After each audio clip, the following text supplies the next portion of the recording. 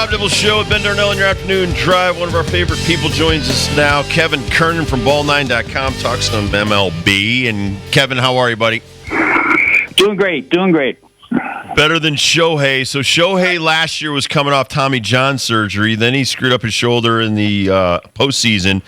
Had to have a torn labrum fixed, and he will make his debut, as you pointed out to me in a text, at just DH. He's not pitching, isn't expected to pitch until, May? But, I mean, he's still coming back from all these injuries, right? Absolutely, and I saw him, too, in sliding practice the other day. So this is a guy, he's going to be right, you know, for a fact.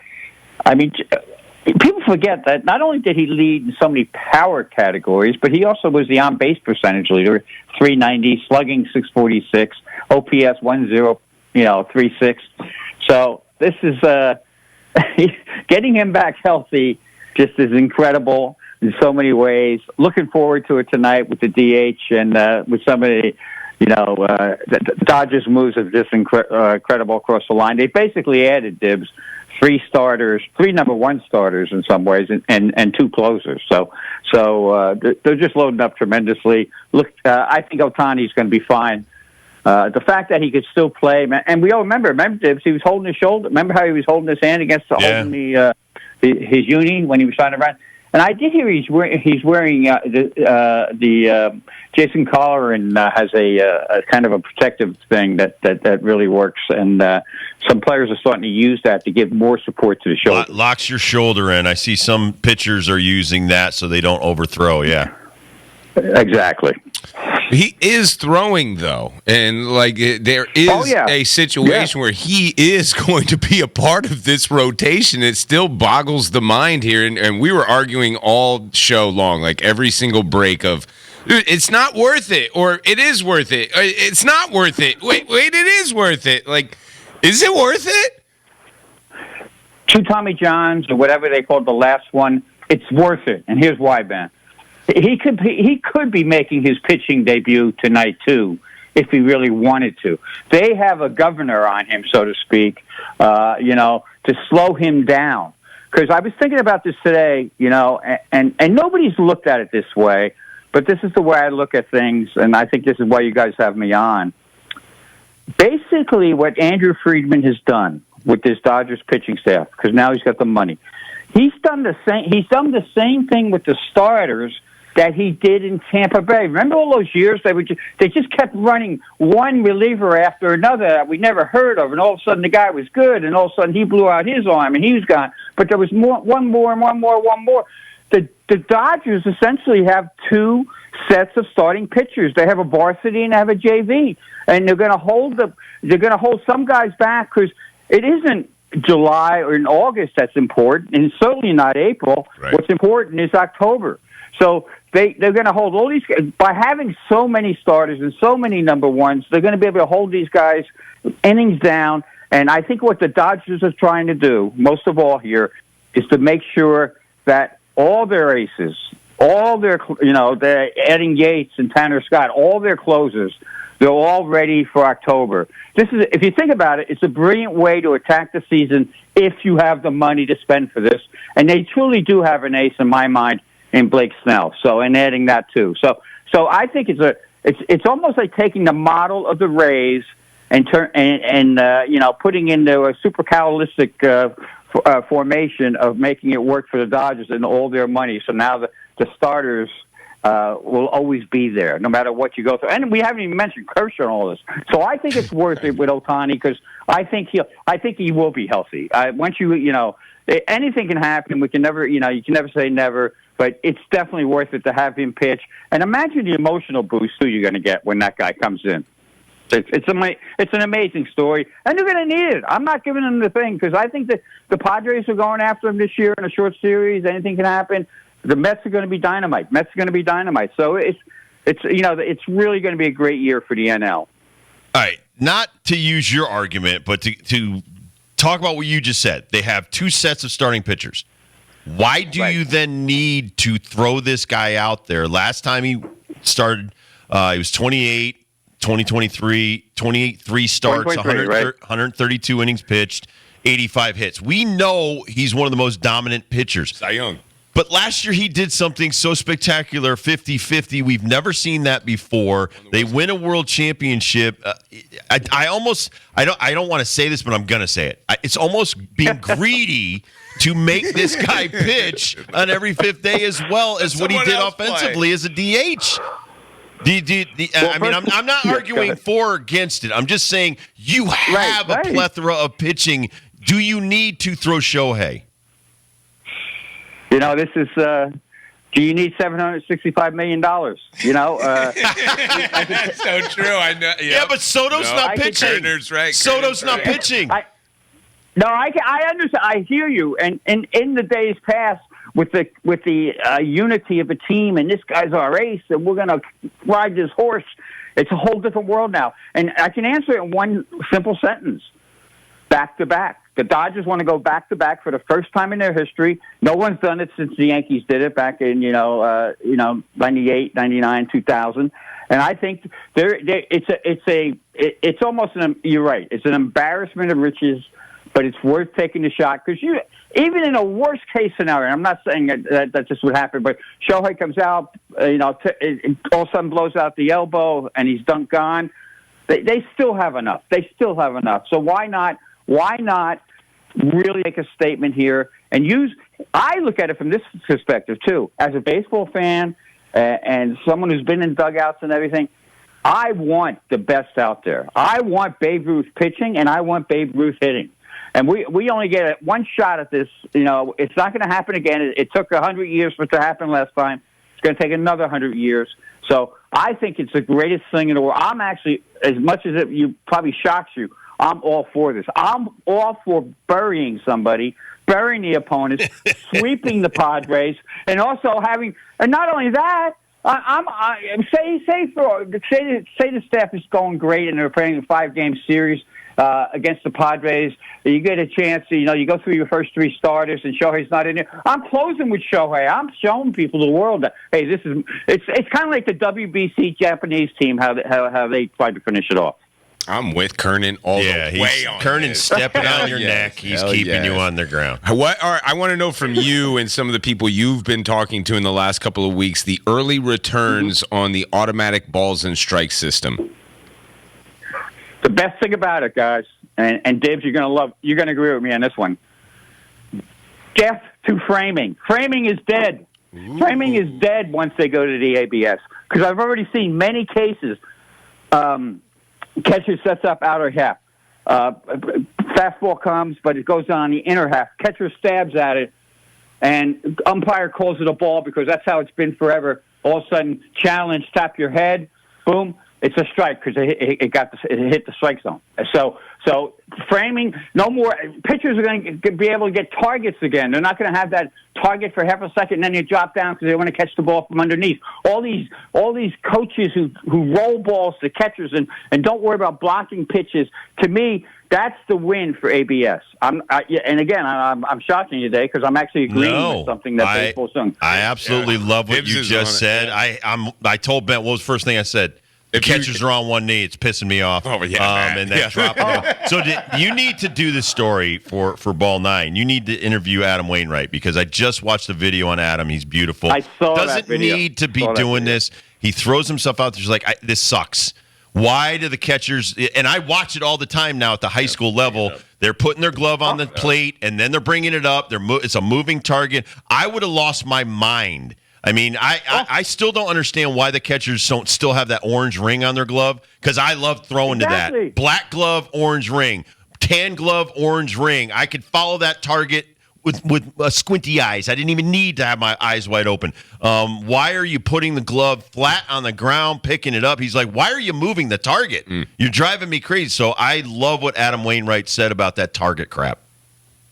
Yeah, and by getting framing, you're going to have that back. Yeah. And you made a great point there without even knowing it. A lot of pitchers, especially closers, relievers, they got ADD, man. They got ADD, and they're all over the place. So they need to zero in on something.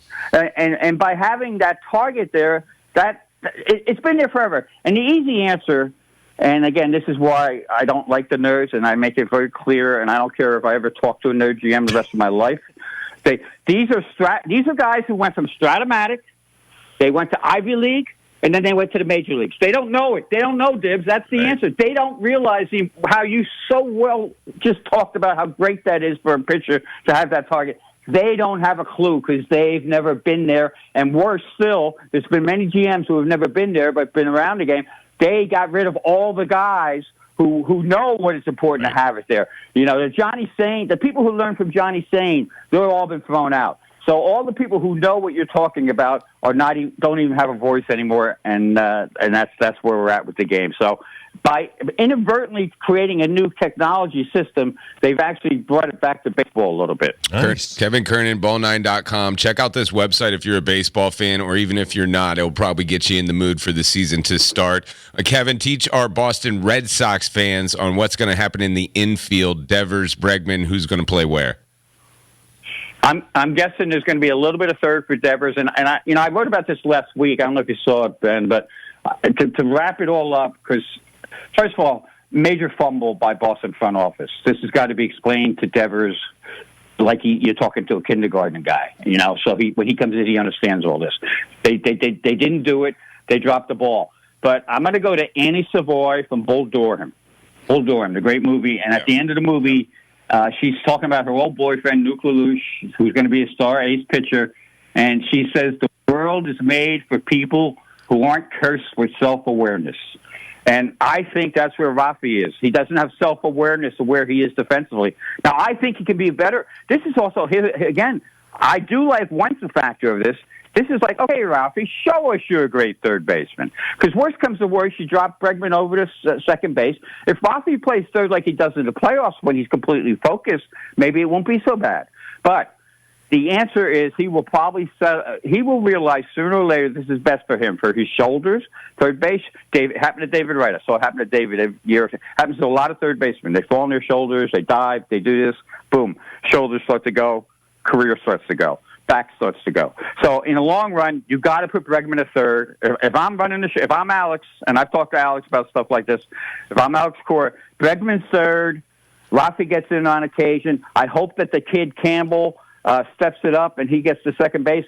If it's a really ugly situation, Bregman goes to second and Rafi goes to third, and sooner or later he will figure out Bregman's a better third. This, as they say, will take care of itself on the field. But you got to have Bregman at third.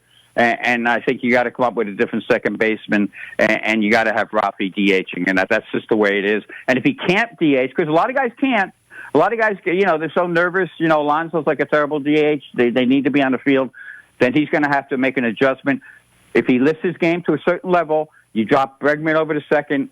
It's a win-win. So I think it'll work itself out. Talking to Kevin Kernan from ball9.com. All your stuff is amazing. Your Note Purry stuff, I'm reading that. It's just all your stuff is great. All right, what do you think? Your thoughts on some of these ridiculous drills? They had a coach hitting fungos to pitchers behind a screen, so nobody's actually fielding the ball. They had a huge, I don't know, a ball you see at a gym for stretching, a giant, 4-foot ball that they were throwing at the catchers, and then throw the ball in the dirt and try to, how many balls are going to be attacking you during a baseball game? I mean, what is with some of that? They even have they have a machine to throw you ground balls instead of like rolling you ground balls now because people are so damn lazy. Your thoughts on some of the new technology as we reinvent the game? It shows the sucker's born every in the front office, because can't you just see this coach trying to stay in the game or whatever, or this guy who has his own little place and he comes up with this little. How about my favorite is the one that flips at 4 feet. It's a jug machine that flips at 4 feet. It's a cushiony ball, and they have the infielder standing on a cushion. He's standing on a cushion. Oh yeah, no, that's the one I'm talking about. That's the one I'm talking. Trying to balance and catch it. Yes, trying to balance. Yeah, and I had a nerd. And I love when the nerds fight back at me because I'm like Trump, man. I don't care if I'm sitting in that room. I'm letting you have it. So I said, the nerd said, "Hey, here's what that's all about. It's all about creating backspin on a bunt, so you can recreate that situation." And thank you. No, and then he wrote, thank you. But why do you need to balance on a ball on the field? Exactly. Why don't we do it with a bunt? and a glove. And I got to mention the other one, the Cubs one, the whacking. This is another way. Yeah. The coach is whacking fungos to the screen. Yeah. And then they come back and say, well, this is so if the pitcher deflects the ball, which happens, if he deflects the ball, he can find it and pick it up. Yeah, you might want to say that makes a little bit of sense, except if you watch the drill, there's 3 guys in the drill. When you get to number 2 in the drill, you take the baseball, the extra baseball, and you flip it to the right, and you know it's already there. So the coach hits the ball to the screen, and you go to the ball that you just flipped there and pick it up. It's not like you're finding the ball. So it's all BS. It's all BS. It's ridiculous. It's a waste of time. It's why we're getting pitchers hitting the head more. The way they crank now, they have. I talked to Jim Cott about this the other day, and like you said, pissed off is the word. Yep. I see these things, Dibs. I see the framer, the one knees. I see these drills. It pisses me off. I'm going to go back to. I got to add this.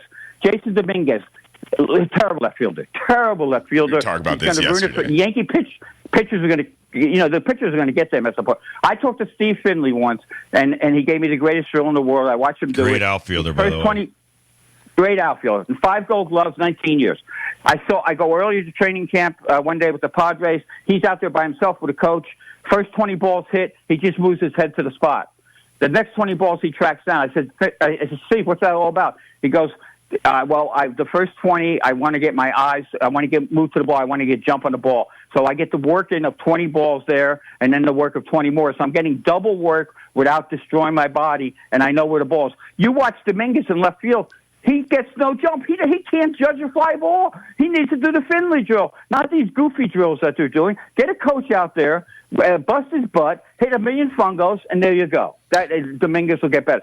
They're reinventing the wheel, but they're creating a square wheel, and it's ruining baseball. I think you were on it last year, but you're a little bit ahead of it. Maybe everybody hasn't figured it out yet, but I think they're coming around to it, especially my Cubos. But base stealing is the new PED for these teams, and it's going to be easier and easier. The guys are getting better and better, especially with the bigger bags and what they know about the rules and how they can manipulate that. Are you seeing that? Are you seeing that more people working on base running this time around earlier in February than you did in the years past?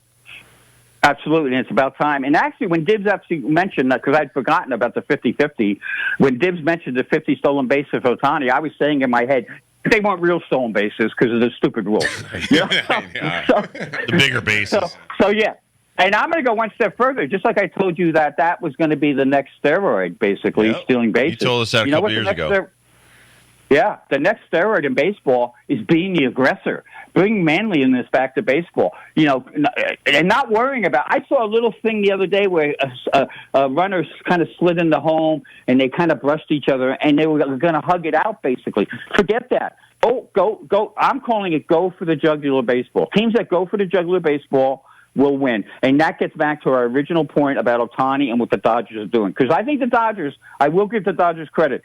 Dave Roberts is bringing that toughness, and you have all the nerds, and they're all working together, and you have something special there. So, there will be more stolen bases. There will be more first to thirds. Cora talks about it all the time. That team is going to be super aggressive. I like some of the things they're doing. I actually like what the Red Sox are doing to some extent, how they're playing the game.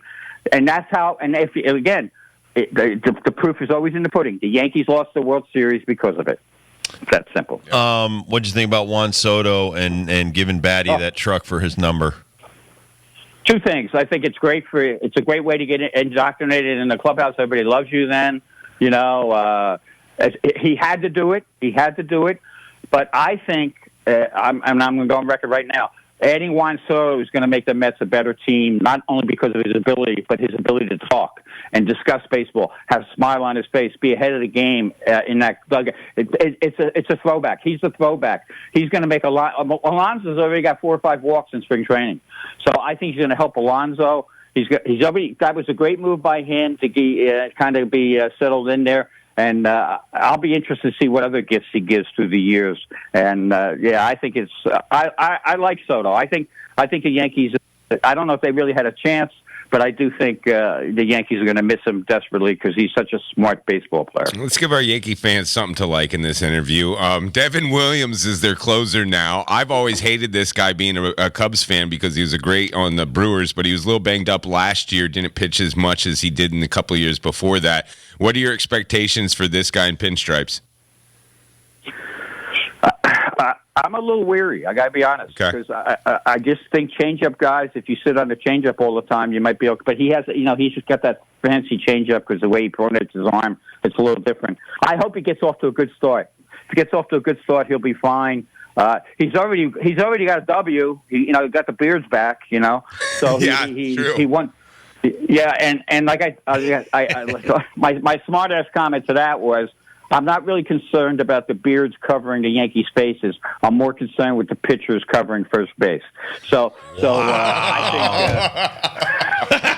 I said give our Yankee fans something to like in this. No. In the long run, no, it's going to be good because you know what? That's awesome. What they didn't have.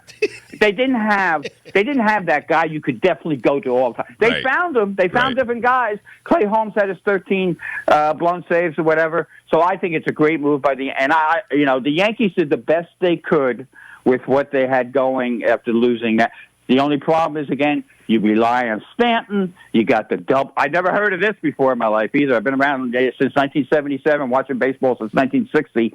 I never heard of double tendonitis in elbows, ever. It's like, what's next for Stanton? He's going to come back and have an oblique. So I think the Yankees got time to play with it, but I do like having a closer because they found enough arms where they're going to make it kind of really tough for opponents to get through that. And they need to do what the Dodgers are doing. Don't wear out Cole. Don't wear out Freed.